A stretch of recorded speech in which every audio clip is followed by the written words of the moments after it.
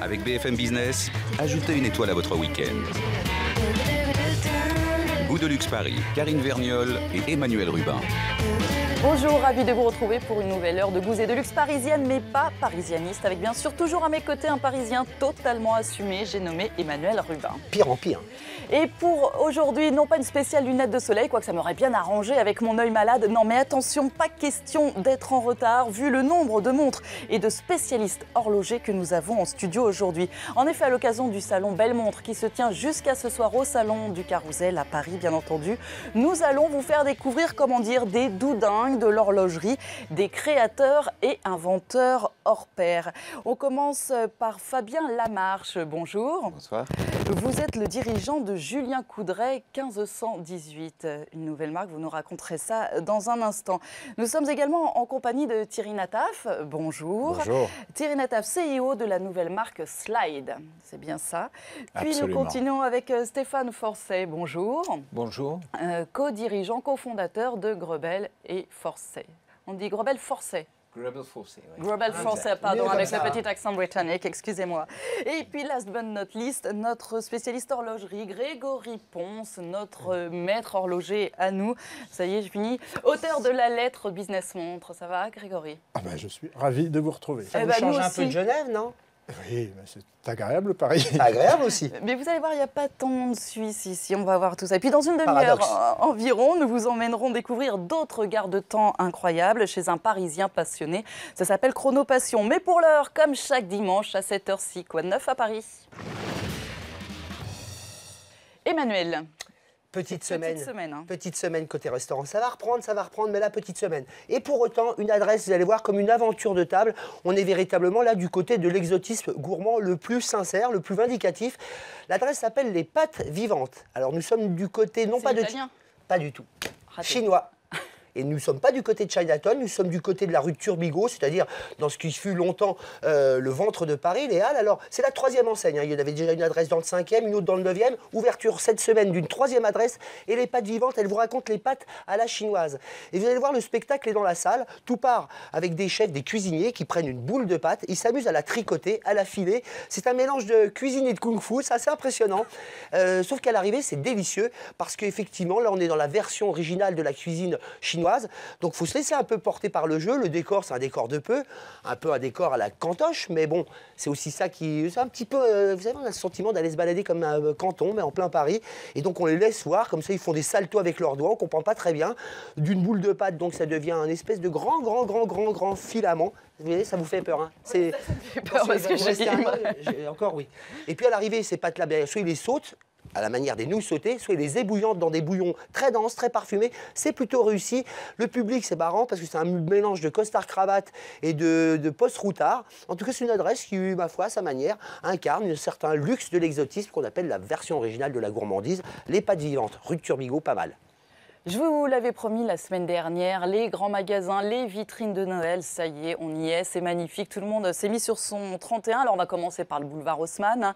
Les galeries Lafayette, le printemps. Alors ils se sont partagés les maisons de luxe cette année. Donc les galeries Lafayette lancent son Noël du siècle pour lancer les 100 ans de la coupole, donc boulevard Haussmann. C'est avec Dior, non c'est avec Louis Vuitton, évidemment, il fallait que je le fasse. Louis Vuitton, Disney et Swarovski.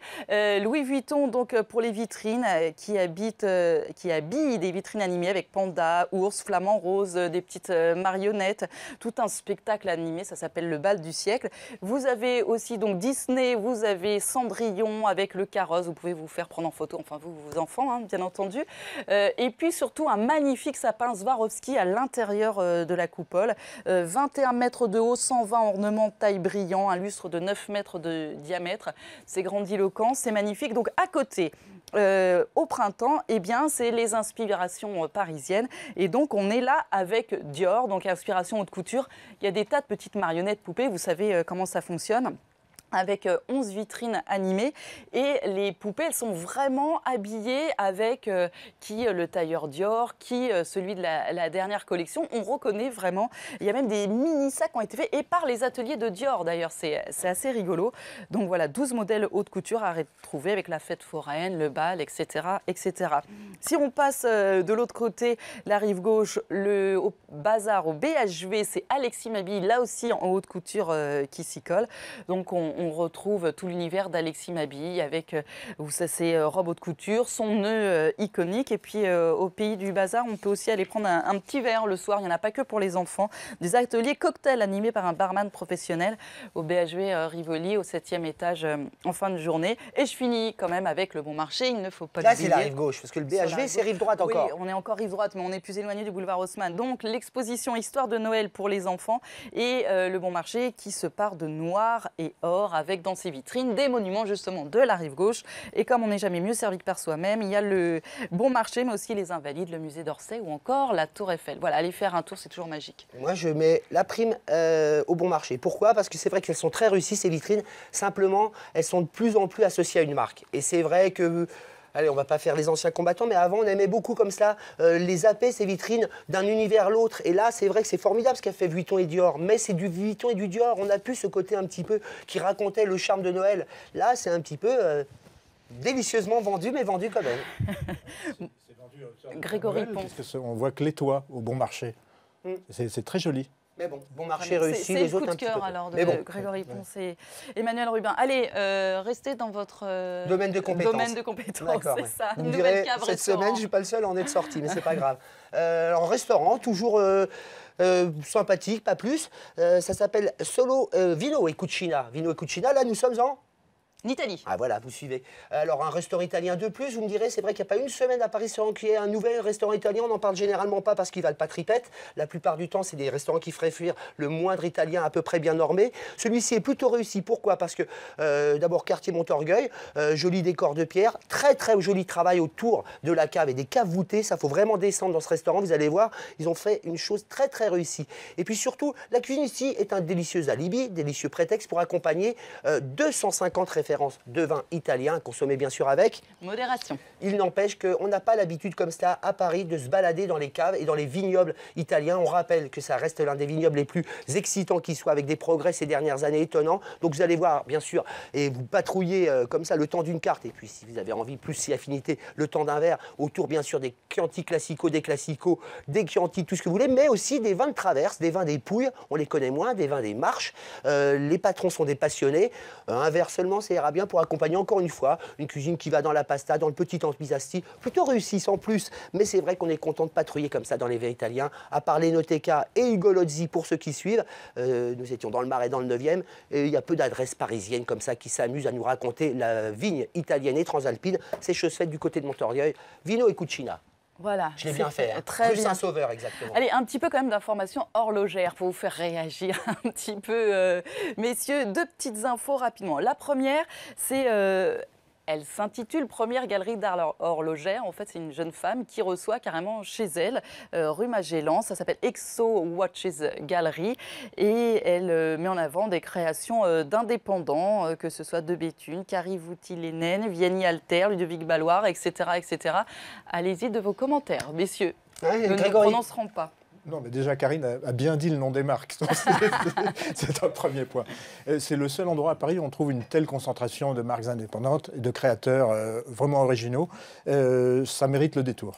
Et Katarina Sotnikova. Et elle est très jolie. Ouais, c'est ça. Ah bah, bravo. Fallait commencer Voilà, par ça, on va- Karine. Alors sinon, vous pouvez... Le club des gros lourds.